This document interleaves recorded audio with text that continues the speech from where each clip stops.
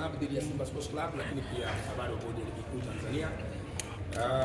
Tulikuwa na mkutano hapa awamu ya kwanza ambapo kocha mkuu wa klabu ya Yanga pamoja na nahodha wamezungumza nanyi wanahabari kuelekea mchezo huo, na kwa mujibu wa ratiba ambayo ilitumwa kwa klabu zote mbili na kwenu wanahabari, Simba Sports Club ambaye ni mgeni katika mchezo huu walipaswa kuwepo hapa saa 5:30 na kuanza mkutano, lakini tumefanya jitihada kadhaa.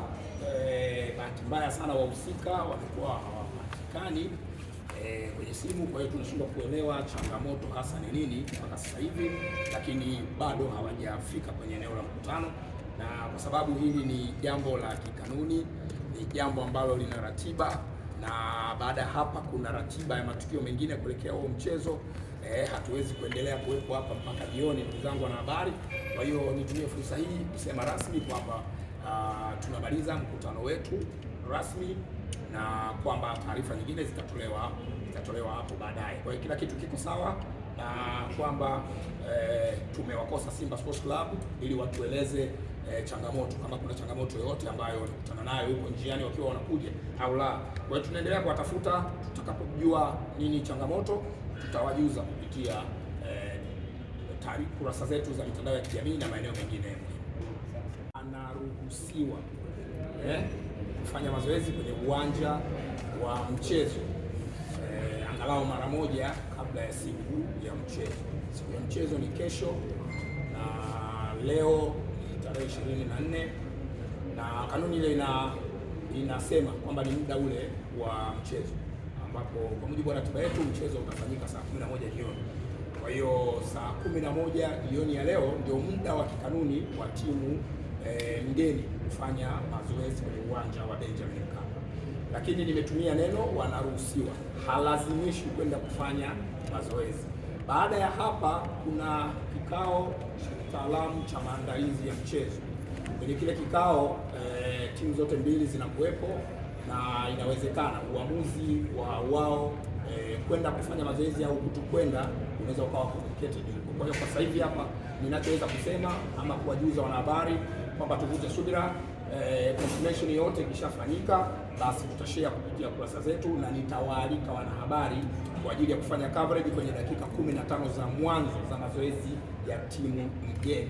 Hilo ni swali la kwanza.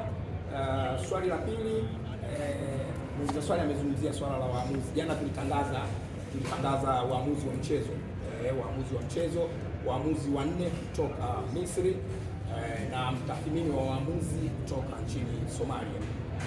Ametumia neno taharuki. Mimi sidhani kama taharuki ni neno sahihi sana.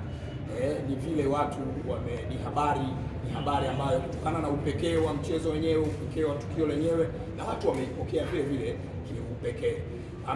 Amesema pia kanuni, muuliza swali amesema kanuni hazisemi chochote kuhusiana na hilo. Ni kweli, kanuni hazizuii TFF kupitia kamati yake ya waamuzi kuleta mwamuzi kutoka nje ya Tanzania kwa ajili ya kusimamia mchezo wa ligi. Kanuni inaeleza sifa za waamuzi wanaoweza kusimamia huo mchezo. Kwa hiyo jambo pekee ambalo tunaweza tukalieleza sasa hivi ni kwamba kwenye kanuni ya 39 ibara ya kwanza inaeleza kuhusiana na waamuzi ambao wanakuwa wanateuliwa mwanzoni mwa msimu, idadi ya waamuzi ambao wanateuliwa mwanzoni mwa msimu kwa ajili ya kusimamia mchezo. Lakini kanuni hiyo ya 39 ibara ya 3 inaelezea sasa kitu kinaitwa waamuzi wa akiba, kwamba kamati ikiteua wale waamuzi wa msimu mzima inakuwa na jopo lingine la waamuzi ambao ni wa akiba, ambao wanaweza kutumika kwa dharura au pale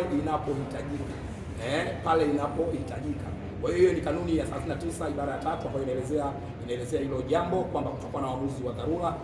Hii orodha hii ya waamuzi haijawahi kutangazwa na TFF kupitia kamati yake, wala orodha ya waamuzi wa akiba haijawahi kutangazwa kupitia kamati ya waamuzi ya TFF.